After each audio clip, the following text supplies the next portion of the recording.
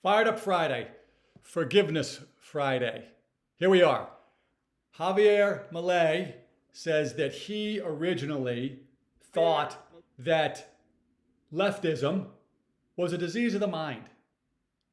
He said, how could anybody keep on voting for or want an ideology that would kill 100 million innocent people on the way to figuring it out? It's got to be a mental disease. But then he realized it's a disease of the soul because it relies on resentment and anger and hatred and unequal treatment under the law, doing exactly what they are oppressor versus oppressed. And when they get control, they're going to oppress. And he said they always have to revert to violence because they have no arguments. Nobody wants leftism if leftism is explained to them. Is he wrong? Aren't we seeing that here in America? That is why this show is an anti-leftist show. Welcome to The Ordinary American on Good Friday.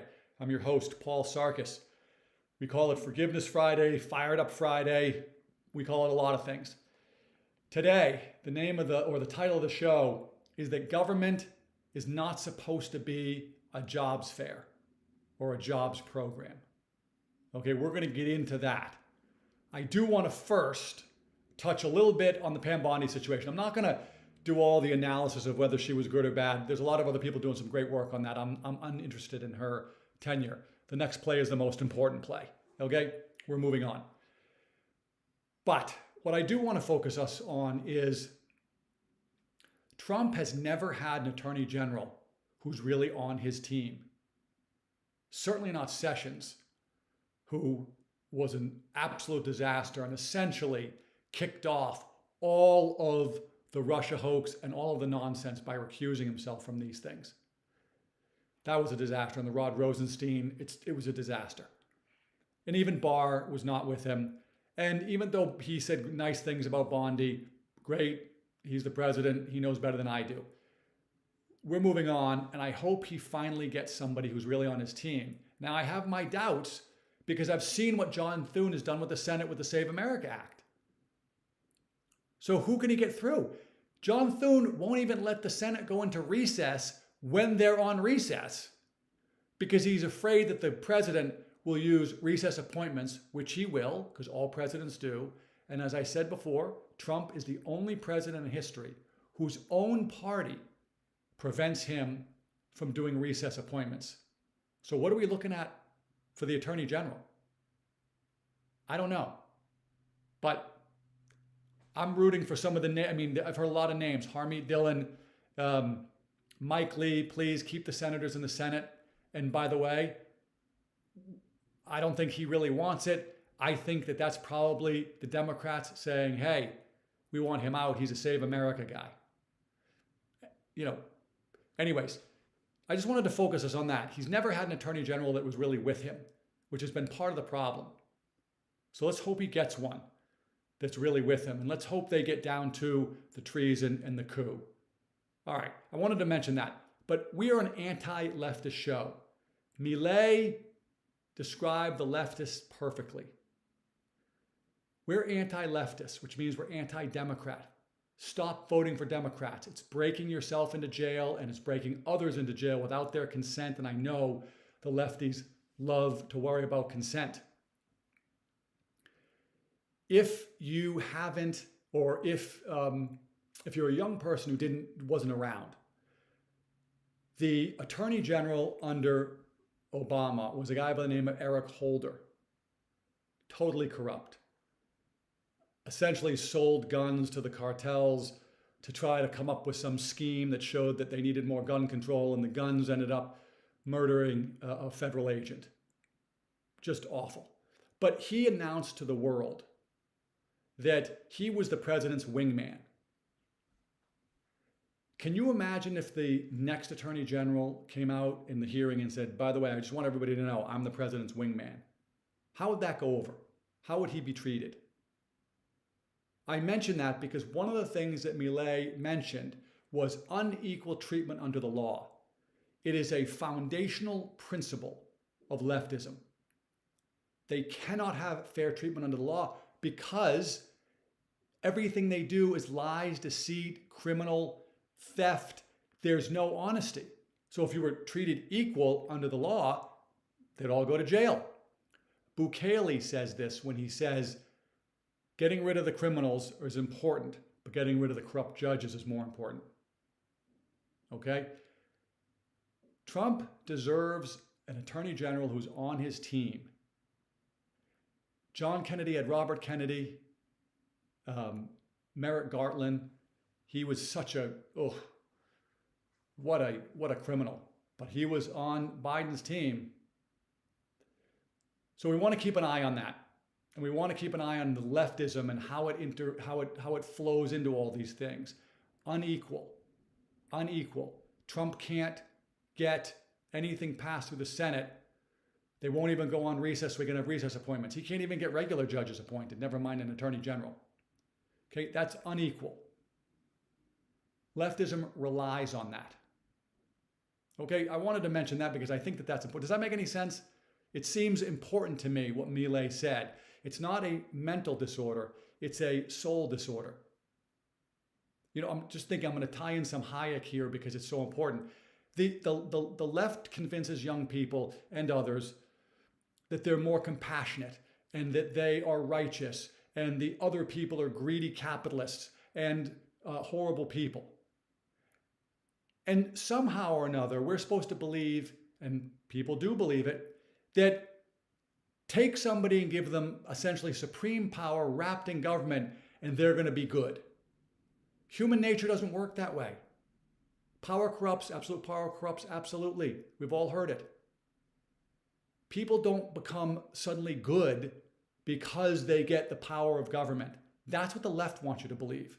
What we're seeing unfold here in real time in Minnesota, in California, in New York, in Massachusetts, what we're seeing in all these states, the fiscal corruption, the money corruption, the election corruption, we're seeing that play out here in real time, okay? Or as Milton Friedman says, you don't think that there's greed on the left? Everybody's motivated by self-interest. The difference between the left and the right is that free market capitalism puts it out there so everybody can see it and you can know your motivation. Leftism hides it in government and says, oh, I'm doing this for the government. No, they're not. Look at what we're seeing. Look at the theft and the fraud. Earlier today, I saw a post. I'm not a reporter. I'm not pretending to be a reporter. I'm an opinion person. And I don't know that this was accurate, so I'm going to go back and check it, but I'm also going to mention it. There were 2 Somali judges. By the way, even saying that is ridiculous. There were 2 Somali judges in Minnesota, married. Their house and their offices were raided.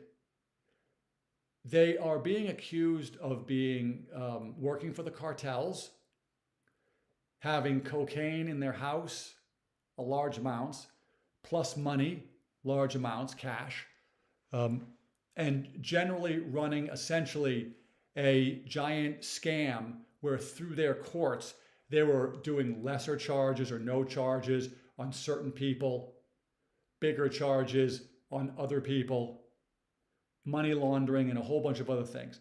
Unequal treatment under the law. Corrupt judges. That's what Milei was talking about. That's what Bukele is talking about. If these guys in places like Argentina and El Salvador can fix their courts in their countries, why can't we? I just saw that DeSantis is trying to remove some judge. I don't know if she's corrupt. She's stupid. And she's evil with some of her rulings, letting violent people back out on the streets. I don't know about corrupt. But evil is good enough. Impeach. We haven't impeached anybody. Any of these corrupt judges. Boasberg? None of them. And every time some new illegal alien, usually criminal, kills another innocent American, nothing happens to the judges. This is what Milei is talking about. This is what Bukele is talking about. It is not okay. If this 2-judge thing in Minnesota is real, I suspect it's going to lead to other things. I think they'll start to talk and we'll find out what other politicians and elected officials were involved.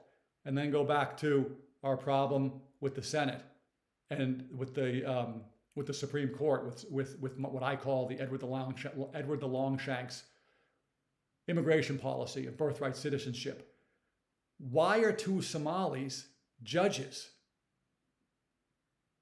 They're obviously proving that they shouldn't have been. It's very frustrating. This is the fired up part about Friday.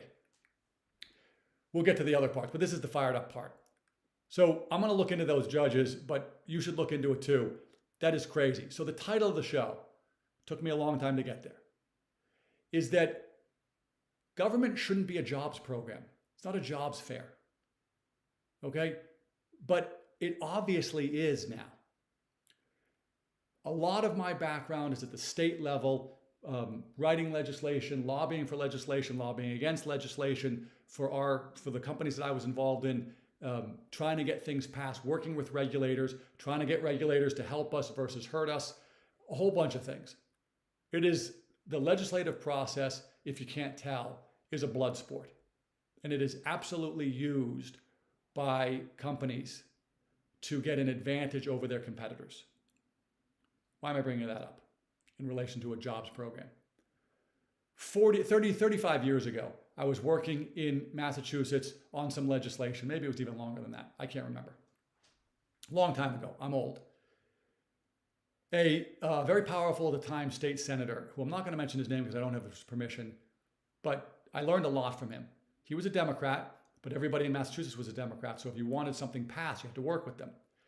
And we were talking one day, and he said, our job, the state legislature, the elected class, our job is to employ the unemployable. And I heard it at the time and thought, this is not right. It should not be. But if you grew up in Massachusetts at a certain time, you read these articles and you saw these things that made that obviously true, that that was the perspective. One of the famous places that elected officials would get their people jobs was the Massachusetts Turnpike Authority, the toll takers. In the old days, you used to have to pay in cash, coins, and there would be people sitting in the tolls. It sounds quaint and antiquated, but it happened. And they would take your money. Okay? That was a place that a lot of elected officials were able to get their people jobs. At one point, one of the companies I was working for, we were opening up a business, and we got a list from a state senator, different one from the other one. And it listed a bunch of names. They wanted the jobs. I mention all this because in California right now, what we just saw, I think it was yesterday, it came out, just want to get my numbers right. The population has increased over the last decade 0.4%, so less than half of 1%. But the number of state employees has increased about 25%. And the spending has increased by about 50%. Population barely moved, but they added 25% more employees and 50% essentially more spending. That is government as a jobs program. Go back to the corruption flywheel, the money flywheel, all of it. Most of those employees will have joined a state level union. That means that dues go into those coffers and that money flows back to the Democrats. That is one of the many corruption flywheels. So every job that the state takes on, that's not true, not every job. Nearly every job the state takes on comes with a tail of money that flows back to the Democrats through the union's dues and their contributions. The other big thing is that employee now is indoctrinated into the idea that the Democrats are the one that provide the jobs and they better keep those people in office or else. Corruption flywheel, bribery, using our tax dollars to funnel to employees in the form of a bribe to get them to vote, to create another voting bloc, and to get money through the union back into their campaign coffers. It shouldn't be that way. Back in the old days, 80s, 70s, 80s, 90s, even the early 2000s, really basically probably before Obama, there was an implied agreement between the government and the citizens. It was never really talked about, but it was kind of known that if you went and worked for, think of the DMV, for the government at the state or the federal level, really, you weren't going to, get rich, but you were going to have a good job and you were basically never going to get fired. And it was kind of a trade-off. Somewhere along the line, it changed from that sort of trade-off, it wasn't going to be oppressive, it wasn't going to cost the citizens a lot of money. Somewhere along the line, that changed, and it went to, they're going to get super wealthy, both legally and illegally, and you can't fire them. That's where the real change went, and it's gone now to a full-blown jobs program, certainly in places like California, as we can see from the stats.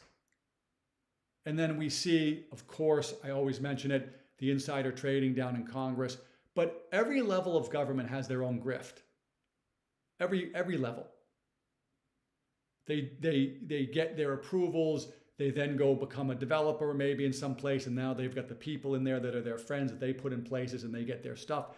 It's corrupt. Why? Because the leftists are wrong. When people get power, they get corrupted. And unfortunately, the founding fathers told us this would happen. The people who will seek those positions are the people we would least like to have that kind of power. Think about it. Most of the people that you would look around and say, I can trust those people. I might even, if I had to, have my child stay with them for a period of time if I was traveling or, God forbid, something happened to me. I really trust them. Usually, those people are hardworking, stay out of the system, keep my head down, go to church people.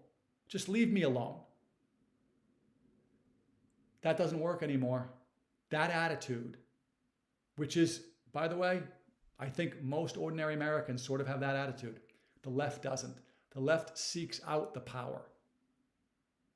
They crave the power. Why? Because of what Javier Milei said. It's based on resentments and anger and hatred, and they want to oppress somebody. If you're a young person and you think that you've latched on to the party in the form of the Democrats that are righteous or compassionate or full of good intentions, they are not. The Democrat Party is not the party of John Kennedy. Okay? It is not. It is not even the party of Bill Clinton. I'm not going to get into it. I thought he was a terrible president, but there were some good things that happened also. As you've heard me say, I tell my daughter all the time when she's learning the presidents and what they did, she asks, do we like this one? Trade-offs. There's a few that were completely awful. Johnson after Lincoln, a few, but mostly they do good and bad. FDR is maybe the biggest example of that. Good and bad. By the way, FDR knew the government can't be unionized. There's no one on the other side of that to represent the people and their money. We'll come back to that another day. It shouldn't be a jobs program.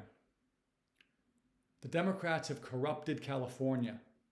The great Adam Carolla, to me, one of the most brilliant political observations of the last 25, maybe the last 50 years.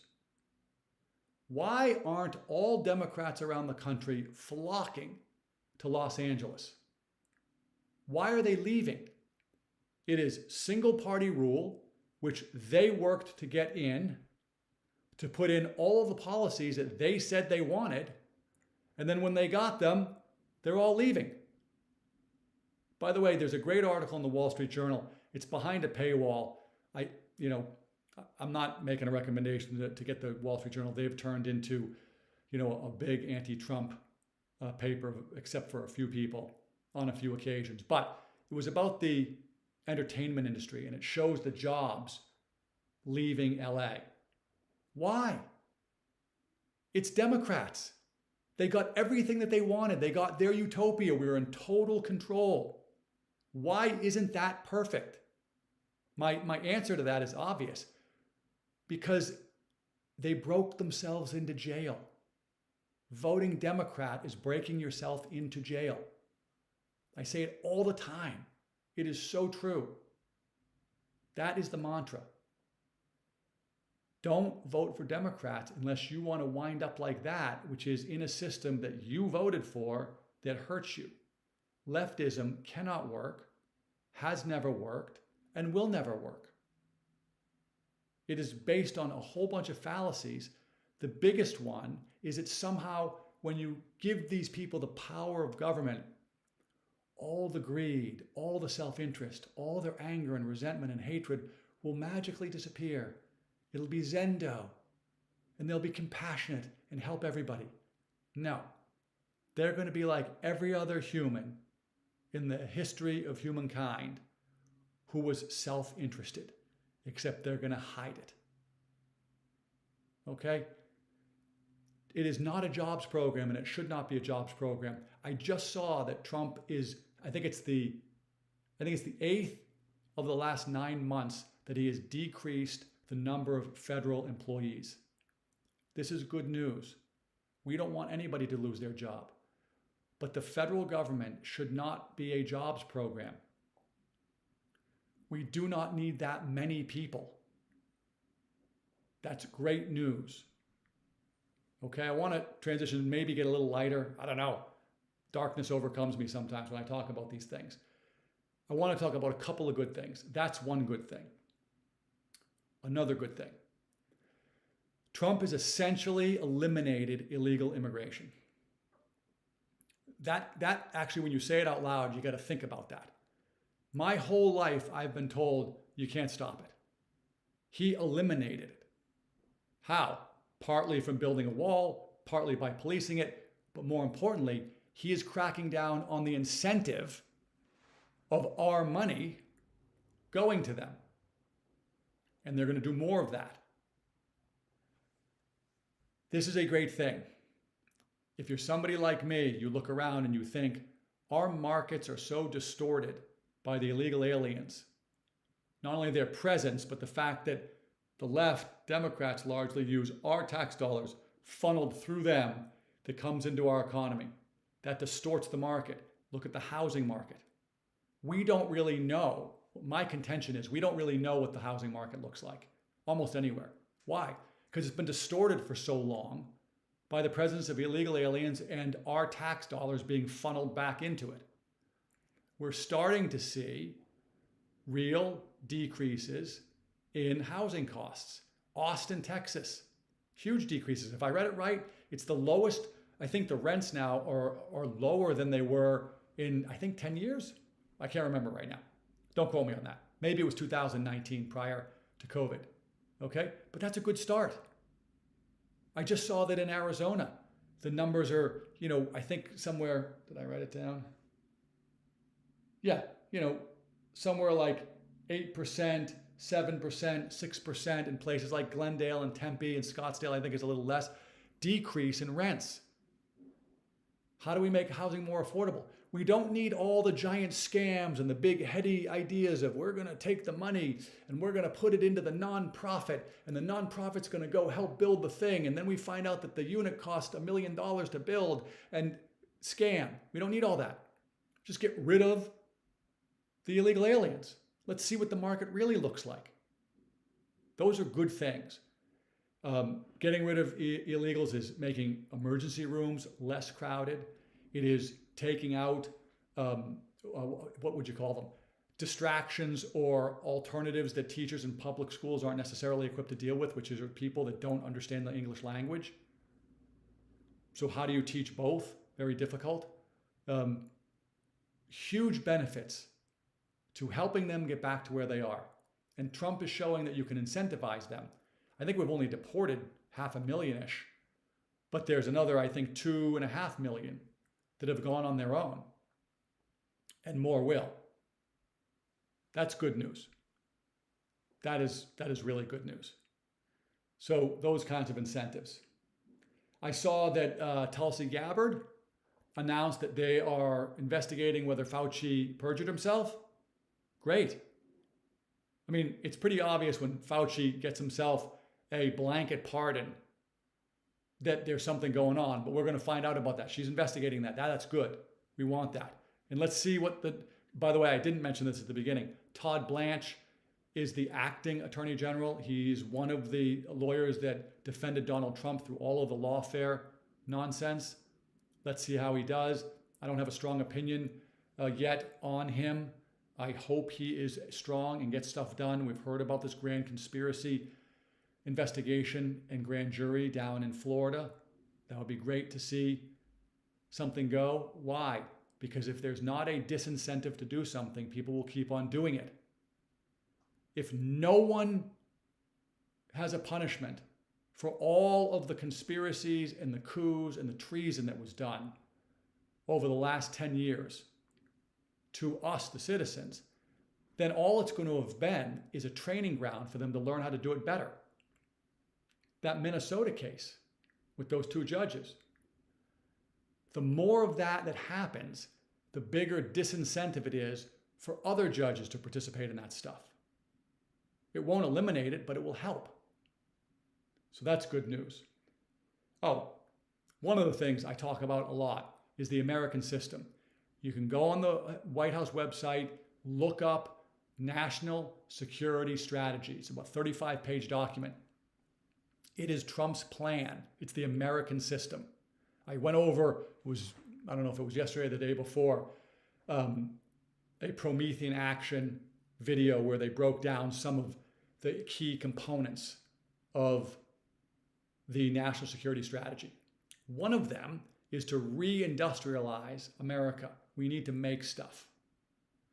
Hyundai just announced they're investing $26 billion over the next 2 years. And it said 25,000 jobs. That's what we're talking about. Now, all of those cars will be tariff-free because they're made here. Trump is incentivizing and using the value of our great economy. By the way, the jobs were great. Wages were going up faster than inflation. We'll come to that in a second. But that's the value of a strong economy. He understands how to use that. He's getting them to invest here.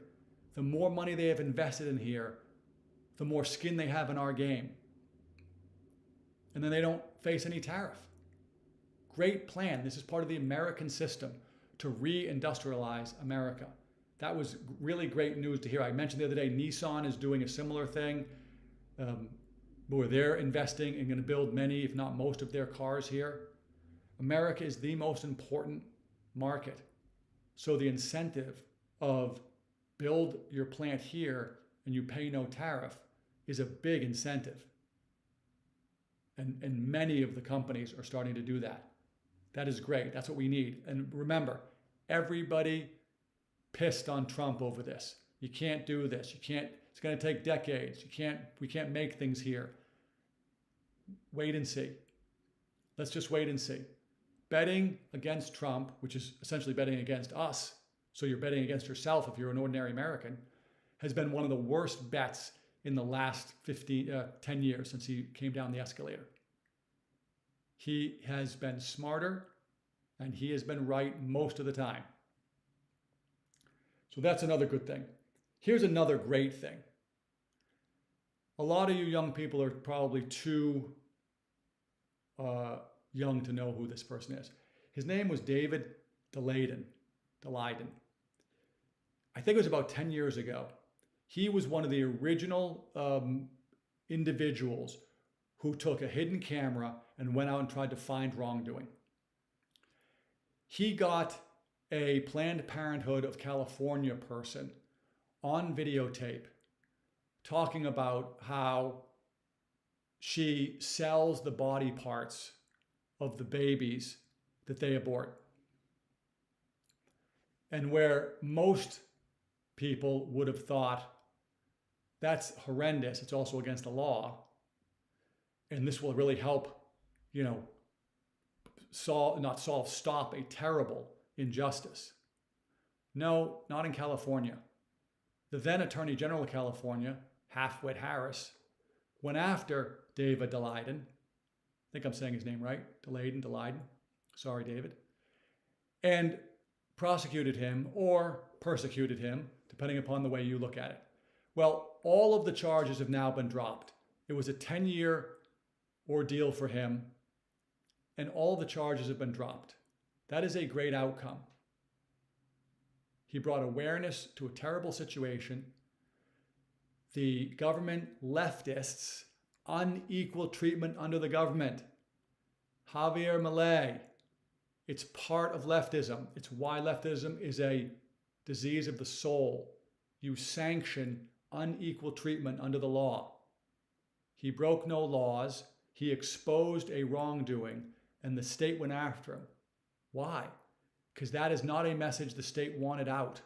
They wanted to send the message, anybody who does one of these videos, we're going to come after you. Why? Because they know that those kinds of videos work. And by the way, they're right. They do.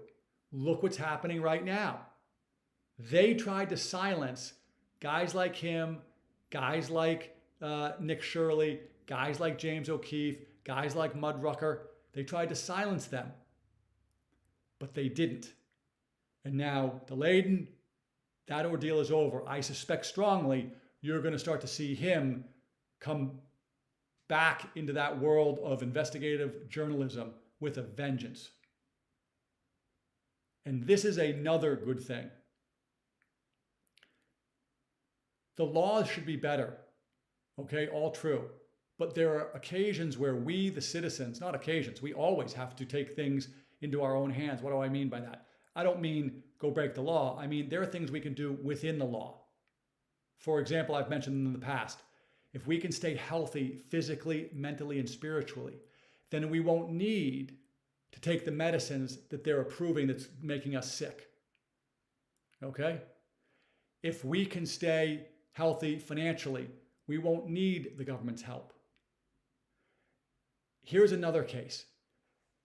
If we can go out within the rules of the law and expose this kind of corruption, which these people are doing, and then promote it so people understand the kind of corruption that's going on, we can start to curb it. Why? Because these kinds of politicians and then the people under them and the people under them and the people who are doing all this corruption and theft, who get caught on camera, it will have an effect over time. And this is different than it was, 20, 30, 40 years ago. 4 or 5 news channels, a few newspapers. If it wasn't in those places, it wasn't real. It didn't happen. This stuff lives on forever.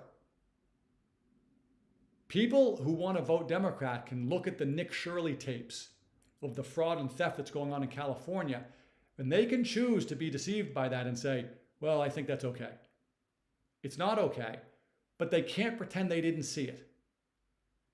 And there's enough healthy people who see it, and then they wake up. And if you're watching this, I hope you're waking up. I hope you're waking up and saying, this is not the party that my dad voted for or that my granddad voted for. This is not a more compassionate party. Why are all the people that told me to vote for them leaving these places? Why? It doesn't seem right. Why do they just print money and need to tax us? If they're going to print money endlessly, obviously, why do they need our tax dollars? Bukele does a great speech where he talks about that, and he says that's all a charade. We all fall for it. Ooh, tax policy. There's no tax policy. That's just punishment. They just print money. They tax us to punish us. But we're starting to be able to show this. So even though there are corrupt judges, and even though there are corrupt politicians, and I go into that endlessly, with these individual investigative reporters who are doing this work, we're starting to have an effect. And we need more of it. We need to get to the point where basically nobody who has a tendency towards shenanigans and theft and whatever even bothers to be in government, because you're going to get caught. That's what we need to get to. It would be a long time. And that's an aspiration, but that would be nice. So we can do some of those things, and some of those things are happening. Okay. There's a few more things. These are good things. This will sound like a bad thing, but it's really a good thing. The mass exodus out of places like Chicago, Denver, LA, New York, and even in places like El Paso, which is in Texas, but, you know, a city as far as it goes. These are good things. Why? Because that's the exposure of what I'm saying about us trying to do what we can do to curb bad government. We're showing people we're leaving. We're showing people that's not okay. Over time, that will have an effect. If the new fraud czar, J.D. Vance, who's already starting to do things, I don't think that Minnesota thing was under his world because it was a state level. Well, I don't know. It was an FBI. I don't know. That didn't strike me as being in his purview, but it might have been. In any event, he's the fraud czar. If he can start pulling these things out in these super blue places that Adam Carolla observes should be the place all the Democrats are flocking, are actually seeing the opposite, that's a good thing. Now, what do we got to be careful of? Here's what we got to be careful of. What's happening?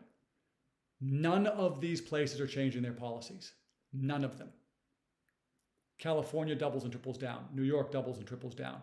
Illinois triples down. None of them. Why? You'd think they're losing people, they're losing money. They'd say, well, I don't want to lose people and money. I'll change my policies. No, because they can't give in.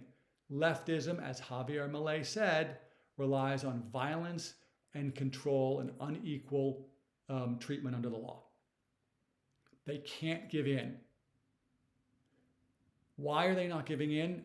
A, they can't give in, but B, they believe they're going to get control of the House and the Senate in the midterms and then the White House in 28, and they're going to put in laws, mark my words, put it down, April 3rd, 2026, the Democrats will work to try to put in federal laws that make it so that moving for financial reasons, i.e. I pay too much in taxes in California, I want to move to Florida, will be nullified. They'll come up with some mechanism that they'll get some corrupt judge to approve. And it will make it so that you can't move. Even Basquiat, who came over and did Democracy in America and observed what he saw in the, mid-1800s. I think it was the mid-1800s. And he said one of the great things was you could move if you didn't like what was going on in the place that you were living. And he thought that was amazing. The Democrats don't like that. They don't want you to be able to move. So when you're thinking that you're voting for the compassionate party, you're really voting for the tyrants. Okay, lots of good things. These are good things. Even though that's a warning for the future, it's good that people are leaving these places. The great Dan Bongino gives the example, which I don't hear enough people talk about. He was living in New York when there were 2,000 murders a year. 2,000 murders a year. I don't think there's been that many since, that was probably the 80s, before Giuliani, when Dinkins was in. 2,000 murders a year is a massive number of murders. It had to get bad before the citizens said, I've had enough, I'm going to vote for Giuliani. These people moving California, moving, et cetera, these are good things because it's people saying they're having enough. Look at California. We've been over this. If it's true and the elections aren't totally corrupted, which I think that they are, and the top two people in the jungle primary are Republicans, then what do the Democrats do? It's not like the governor's going to be able to go, and fix everything. Trump can't do it. Nobody can do that. Government is too powerful and too sticky. But it's way better than having a Democrat in. And if they do what they say they're going to do, which is bring in Doge and really bring the focus, we could be onto something. Okay? So We need to wake up. We need to stop voting for Democrats. Anybody who's still voting for Democrats. Democrat is a leftist party. Leftism is a disease of the soul, as Milei says. If El Salvador and Argentina, no slight against them, but if those countries can fix themselves, why can't we? Okay, and let's get Trump an attorney general that's really on his team. Okay, two more things. One, we're going to get to at the end, is going to be about Good Friday. But before I get there, I do want to mention this one thing. Great videos. The great Maze Moore has a bunch of them. There's a bunch of them going around of people like Harry Reid, former head of the Democrats in the Senate, Nancy Pelosi, Dianne Feinstein, Chuck Schumer, and other Democrats talking about how birthright citizenship is a no, you can't do it. And now they're all for it. Another example that voting for Democrats aren't voting for justice or compassion. It's voting for power. At the time, they didn't need those votes and they didn't think they were going to matriculate to them anyways, so they voted against it. Now they think it will work for them, so they're for it. We obviously can't have it, okay? And it's a disgrace. I'm not going to get into it today. We've done it another day, but it's a disgrace that we have to even have this as a debate. It is not at all what was going on right after the Civil War with the 14th Amendment. And it's not a close call. Okay, go back to the corrupt judges part. All right, Bitcoin. Got to mention Bitcoin and all of its related products. Freedom money. I did a video of it last Saturday. We might do another one with a different angle this weekend, Easter weekend. But it's important not only for individuals to understand it, but small businesses, medium businesses, or really big businesses. To really understand it can be a huge advantage, an edge over your competition. Bitcoin, the best minds in Bitcoin have looked and said, if you look at the average annual appreciation over time, we predict that the asset will appreciate 30% a year on average for the next 20 years. 30% a year for the next 20 years. No guarantee. As I always say, I hate experts. I'm not giving financial advice. I'm a guy in front of a flag who loves his God, his family, and his country. Do your own research, but you should be aware of this. If the experts are right, and if, by the way, that's a decrease from the annual appreciation on average over the last 10 years. 30% a year. Think about it. Do the math. Get your calculator out. A Bitcoin today is trading around 66,000, I think, 65, 66, 67, right in around there. At a 30% CAGR over 20 years, what are you talking about? $12 million? If you had a child born today and you wanted to do a 529 plan for their college education, why bother with that? You got restrictions, the plans are mediocre. Just buy them one Bitcoin. But by the way, if it's true, you won't need one. You'd need, I don't know, what? 1/10 of one? One Bitcoin today looks to be about 12 million in 20 years. This is the importance of Bitcoin. It solves the two problems, as I always say: money printing and trust and control. Has to do with government. Look at the video. We won't get into it today. But it is also an extremely volatile asset that is going up. Why? Because when a new asset that is finite in supply comes on the market, it is figuring out price, but it's figuring out price going up. 0% of your life in Bitcoin is probably not the right amount.